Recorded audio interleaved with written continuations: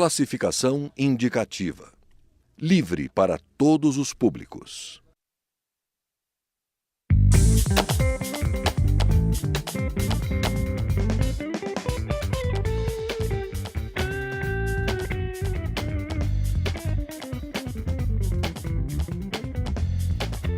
Olá!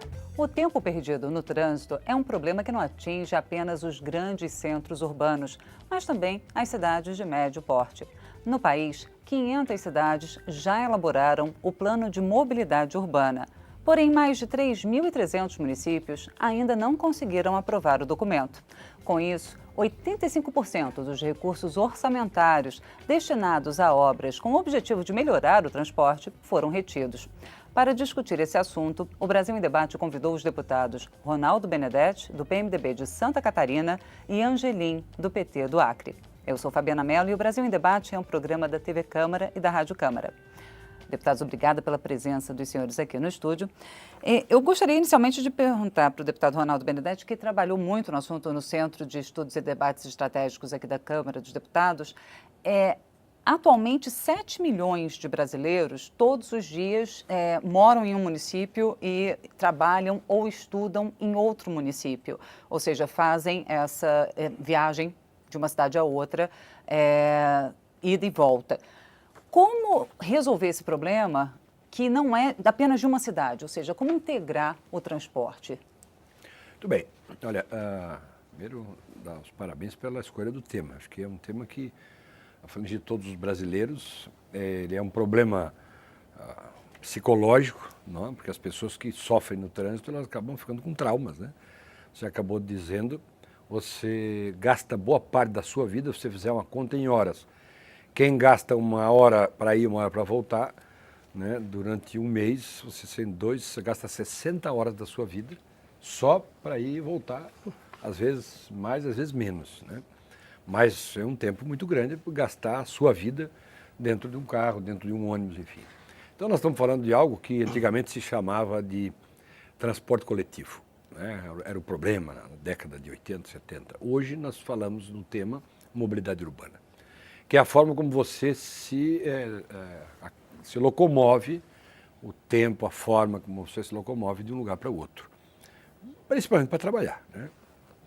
Eu venho do estado pequeno, mas com muitos municípios, e que a vida é um pouco mais simples. Nós temos pequenas cidades, a cidade maior não é a capital, mas na capital já se gasta, em Florianópolis já se gasta bastante tempo, Joinville, Criciúma é a minha cidade. Mas nós precisamos buscar para o Brasil soluções para melhorar a vida e a qualidade de vida das pessoas, para que eles não gastem muito tempo deixando de trabalhar, de produzir para o país. Então nós estamos falando de economia, né? Em produtividade do trabalhador e conforto da sua vida, traumas, a poluição que ele pega no trânsito, a pessoa fica estressada, nervosa, porque fica muito tempo uma fã de chegar no trabalho e depois de voltar para casa. Muitas pessoas chegam em casa tarde da noite, vão dormir, não vê às vezes seus filhos, não tem uma boa convivência familiar em função da mobilidade urbana, dessas dificuldades. Este livro, né, O Desafio da Mobilidade Urbana, um trabalho no qual fui o relator, mas feito por os consultores legislativos da casa, né? Mas um grande trabalho para oferecer para o Brasil, para as cidades brasileiras, para que a gente inicie o debate, faça estudos, que eu entendo que ficaram parados quando nós ainda tínhamos no Brasil 2 órgãos muito importantes que estavam contribuindo para o Brasil, que era o GIPOT e a IBTU, né? Que eram órgãos que pensavam o transporte coletivo, a mobilidade urbana no Brasil. E nós andamos muito para trás. Nós, por exemplo, perdemos 30 mil, ou metade, vamos falar aqui para não falar em números, metade dos trilhos que nós tínhamos no Brasil nos últimos 30 anos. Né? Isso é grave, né? E a gente precisava, por São Paulo manteve, e ainda consegue manter uma boa mobilidade urbana através dos trilhos. Obrigada, deputado Ronaldo. Deputado Angelim, queria que o senhor falasse um pouco, depois de ter sido prefeito durante 8 anos de Rio Branco, no Acre, como é a realidade do transporte urbano naquela cidade e também como o senhor vê essa dificuldade de mais de 3 mil municípios de elaborarem um plano de mobilidade urbana que permita que eles tenham acesso a recursos orçamentários que possam enfim, gerar obras que melhorem a situação? A questão da mobilidade de pessoas no Brasil começou na década de 50, 1950, com o adensamento, a urbanização dos centros urbanos e com o uso intensivo do automóvel e do ônibus. Isso em função do grande estímulo que se deu à indústria automobilística à época. E você vê os equívocos do Brasil. Só em 2012, 63 anos depois, que nós viemos ter uma lei, que é a lei que institui a Política Nacional de Mobilidade Urbana. Enquanto os gestores municipais, estaduais e o governo federal não priorizar a questão da mobilidade, tendo como centro as pessoas, nós não vamos resolver essa questão. Por exemplo, hoje a responsabilidade está em cima dos municípios, de elaborar, de planejar, de executar a política de mobilidade urbana. Com que recurso? Primeiro, pela carência, pela escassez de recursos a nível dos municípios. Segundo, por uma lei de responsabilidade fiscal que também limita a atuação do prefeito. E o governo federal, que tinha por obrigação, me parece, criar linhas de crédito, fundos orçamentários, para que também ajudar na elaboração desses projetos, não fazem. E aqueles municípios que o fizeram, provavelmente nem todos seguiram o que deve ser o correto, que é, não se faz um plano de mobilidade urbana sem se discutir, sem conectar com o plano de urbanização, com a infraestrutura das cidades. Eles têm que se dialogarem. A expansão da cidade, um plano diretor da cidade tem que levar em conta a mobilidade urbana da cidade. E o que acontece? Muitas vezes se contrata um escritório para elaborar esses planos ou de uma equipe fechada dentro de uma sala com ar refrigerado.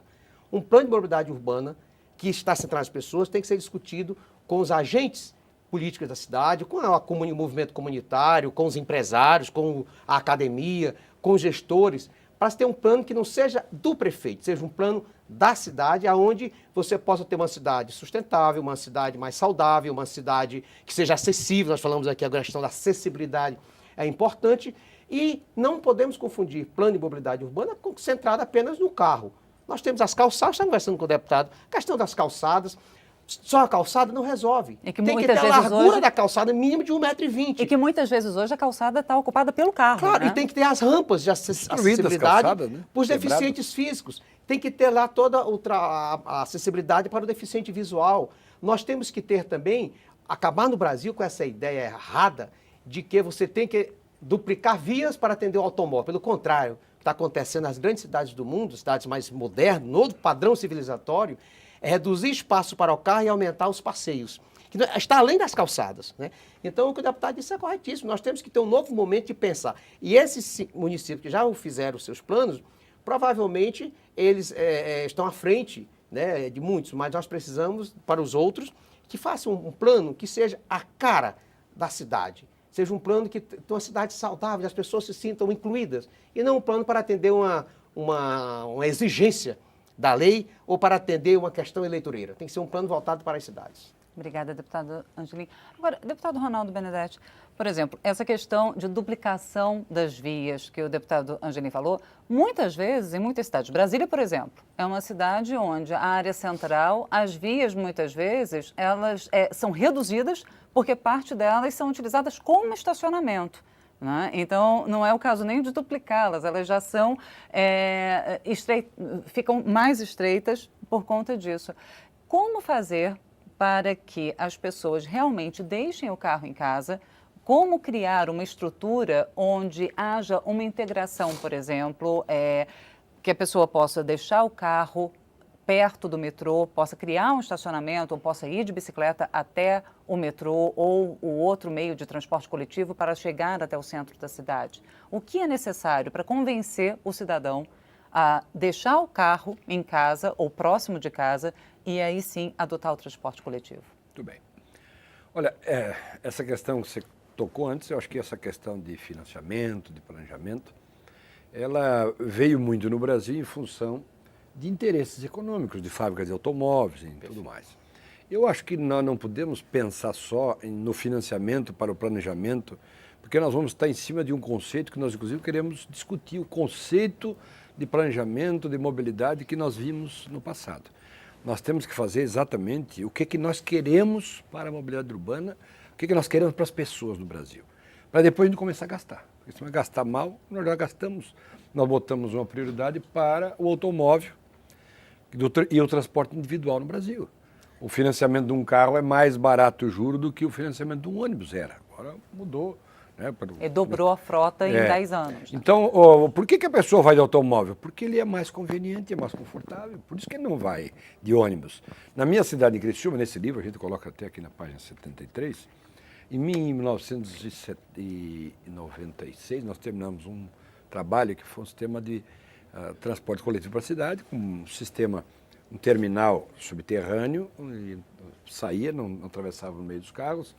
Tinha escada rolante, tinha elevador, o ônibus, você, como o metrô, não tinha escada, você entrava no nível da plataforma, e você, para ir da praça na universidade, você ia mais rápido do que quem ia de automóvel. Então, as pessoas gostam de usar o ônibus, e falta algo que eu tenho uma lei, inclusive, que eu fiz agora, obrigando em 10 anos todos os transportes coletivos no Brasil serem obrigados a ter ar-condicionado. Como é que você vai no verão andar de ônibus, num calorão infernal, um mundo de gente, dentro do ônibus, se você pode ir de carro confortável mesmo, no trânsito, você está ali com ar-condicionado, tua música, né? Então a resposta que você perguntou, aquilo que é mais conveniente, como é que eu vou a pé? Eu dar um exemplo perto da minha cidade. Nós temos uma cidade, Criciúma, quase conurbada, com uma cidade chamada Içara, né? Ficaram para nós a cidade grande, Santa Catarina, 200 mil uma e 60 mil habitantes a outra. Para nós é grande, né? Comparado com São Paulo, nós somos minúsculos, né? Mas por que a pessoa, se alguém quiser ir a pé de uma cidade para outra, não pode, porque não tem como, não tem dia. Só dá para ir de automóvel, de ônibus, ou de caminhão. De bicicleta é um perigo, é temerário, pode ser morto a pé, vai ser atropelado, de certeza. Então você não tem mais caminhos. O original da mobilidade do ser humano, o normal, é você andar com as suas próprias pernas, né? Você caminhar. Mas você não tem não essa alternativa. tem essa alternativa. Vai de uma cidade para outra. Como é que tem lá na Espanha, Santiago de Compostela? Não vão a pé? A pé. Nós temos algum lugar, se o cara quiser fazer uma caminhada daqui, dá exemplo, de São Paulo ali do lado de São Paulo, uns 50 quilômetros, se o cara quiser ir fazer uma caminhada. Tem um lugar só para as pessoas caminhar? Não tem. Ou vai pelo asfalto, vai pela beira, o sujeito a ser morto. Então, as pessoas não vão. E tem gente que quer fazer uma caminhada no final de semana, quer ir lá num mosteiro, ou numa caminhada religiosa, né? Os romeiros, enfim. É um perigo. Então nós fomos abandonando, nós não tivemos como isso era da lei. A lei mandava fazer o asfalto. Vou fazer asfalto, é a moda para o carro, ele vai de carro. E quem quer ter uma alternativa de andar de ônibus, qual é a alternativa dele para andar de ônibus? As pessoas chegam em Londres de trem, com tranquilidade, com ar-condicionado, para quente, né? Porque lá é frio, é o inverso. Mas como é que lá no Acre alguém vai dar de ônibus se não tiver ar-condicionado? A 30, 35 graus. Não é verdade? No nosso estado, que é mais quente ainda aqui no Acre no verão, quem que vai para as pessoas andar de ônibus é um inferno. Então nós precisamos criar as condições para um ônibus equivale a 34 automóveis. Você pode tirar 34 automóveis do trânsito. Você tem que dar mais incentivos para o transporte, que eu chamo também de coletivo, que é o táxi. Né? Você poderia ter vans ou táxis, e 4, 5 pessoas, táxi solidário, mas vai andar para quê? Porque é a mesma coisa do que andar junto no trânsito. O ônibus está misturado, o táxi misturado com o transporte individual. Qual é a vantagem de andar? Não tem. Não tem. Então nós vamos ter que fazer isso, criar opções e tudo que for para a bicicleta, a pé, o transporte coletivo, o ônibus, o táxi, tem que ter mais vantagens sobre o transporte individual. Certo, deputados. A gente vai continuar discutindo esse assunto, mas dentro de alguns instantes. O Brasil em Debate vai fazer um rápido intervalo e volta já.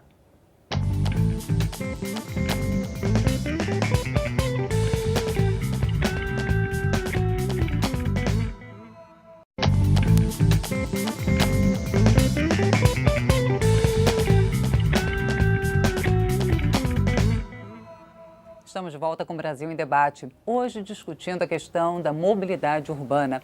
Eu sou Fabiana Mello e converso com os deputados Ronaldo Benedetti, do PMDB de Santa Catarina, e Angelim, do PT do Acre. Bom, deputados, o deputado Benedetti falou muito da questão do conforto e um pouco também da questão da segurança. Eu queria saber a opinião do senhor, deputado Angelim, e também sobre a questão de uma proposta defendida no Seminário Internacional sobre Mobilidade Urbana que a Câmara realizou em setembro, sobre a criação de uma autoridade metropolitana de transporte, de mobilidade. Se o senhor acredita que é necessário, por exemplo, para regular dentro, assim, nessa questão, principalmente nas áreas conurbadas, que envolvem 2 ou mais municípios? Sim, eu estava querendo só rever um pouco um assunto aqui.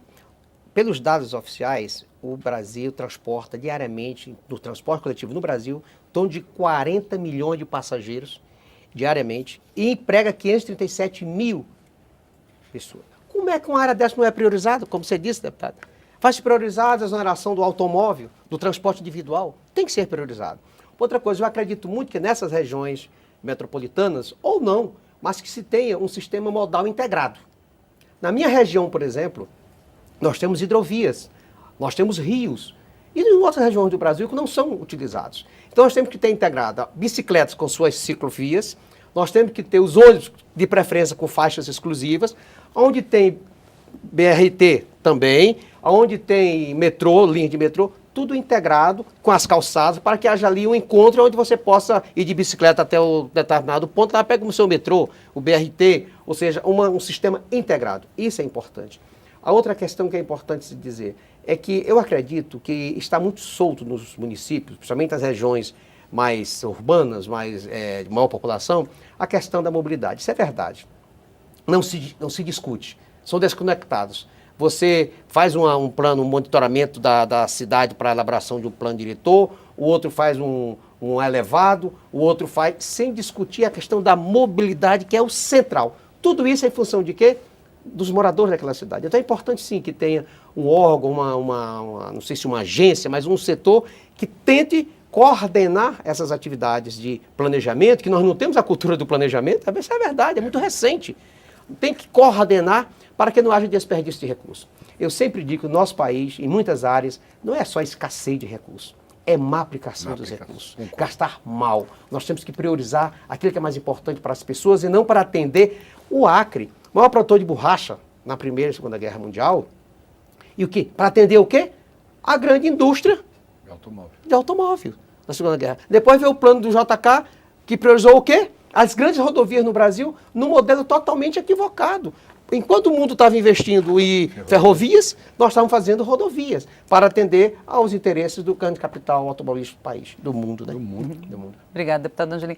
Deputado Ronaldo Benedetti, eu queria a opinião do senhor sobre essa necessidade, por exemplo, de uma autoridade metropolitana, também sobre a necessidade de centralizar um pouco a legislação sobre mobilidade urbana, inclusive comentando agora notícias recentes sobre o Rio de Janeiro, por exemplo, sobre a utilização do bilhete único e sobre os créditos, o prazo para a utilização dos créditos, porque o que foi noticiado foi que, como no Rio de Janeiro, esses créditos perdiam a validade depois de 12 meses, as concessionárias teriam lucrado 95 milhões de reais, ou seja, os passageiros teriam perdido créditos nesse valor e agora as autoridades estariam revendo a legislação para ampliar o prazo. Ou seja, isso seria um ponto que deveria ser observado pelos outros municípios, de uma maneira geral, por todo o país? Muito bem.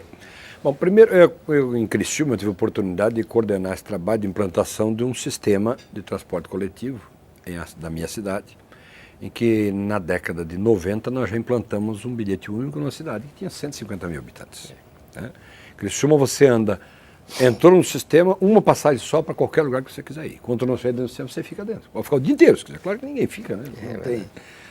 Mas eu entendo também, eu falei aqui da IBTU, a Empresa Brasileira de Transporte Urbano, do GEIPOT, que era um grupo de estudos de transporte, né? Eu entendo que tem que ter um pensamento nacional e um regional nas questões conurbadas. Tem que ter, sim. Não que ele tenha mando, mas é um pensamento para formar uma cultura, para discutir as questões do país, que são muito semelhantes, e respeitando as questões locais. Aquilo que o deputado Angelim falou, eu acho que é muito sério essa questão de você ter... eu vejo na minha cidade, não Criciúma, que a minha cidade é uma cidade que não tem rio, né, pelo menos Rio Grande, mas antigamente no meu estado se usava muito o rio para o transporte. Você não usa mais, você abandonou o transporte, você pega, quem vai a Veneza, o transporte acho que é 90% do transporte aquático. E nós temos um país com rios, com lagos, com mar, e a gente usa muito pouco. Florianópolis é uma cidade com problemas de transporte coletivo, de mobilidade seríssimo, e nada quase, e no passado se usou muito Quando era remo, quando era vela, não tinha motor. Então nós precisamos buscar as formas alternativas que depois de você dar e as pessoas acostumarem com aquilo, ela vai se tornar viável economicamente. Né? Então precisa ter o estímulo, menos burocracia, porque é uma burocracia do mundo você instalar agora vai ter que ter autorização de 200 órgãos, federal, estadual e municipal, e ainda controlado por isso, por aquilo, os caras não faz, porque é melhor. O Brasil, nesse aspecto, nós temos que começar a pensar que nós estamos atrasados para a questão de excesso de controle do Estado. Profissão criando problema para criar emaranhados, porque tem que justificar a existência daquela ou aquela profissão. É uma reserva de mercado. Uma reserva de mercado dentro do próprio Estado. E aí as coisas não acontecem no Brasil. Então nós vamos ter que buscar alternativas, nós não vamos ficar só na alternativa de ter que andar de automóvel, você quer andar só no ônibus, tem que ter transporte coletivo, forma das pessoas também planejar a cidade, né, porque isso tudo tem envolvimento com segurança também, segurança de assalto, segurança do trânsito. Até iluminação. Iluminação pública, né? Essas questões da sociedade urbana, né? Quem lê o livro Uma Breve História do Mundo, o mundo que nós vivemos hoje não tem nada a ver com o mundo de 130 anos atrás. 130 anos atrás, as pessoas, às 6 da tarde, ou às 8, 7 da noite, quando anoitecia, dependendo do verão ou inverno, as pessoas recolhiam e não tinha mais vida. Em primeiro lugar, não se tinha o nível de obesidade de hoje, Sim, porque inclusive as pessoas andavam.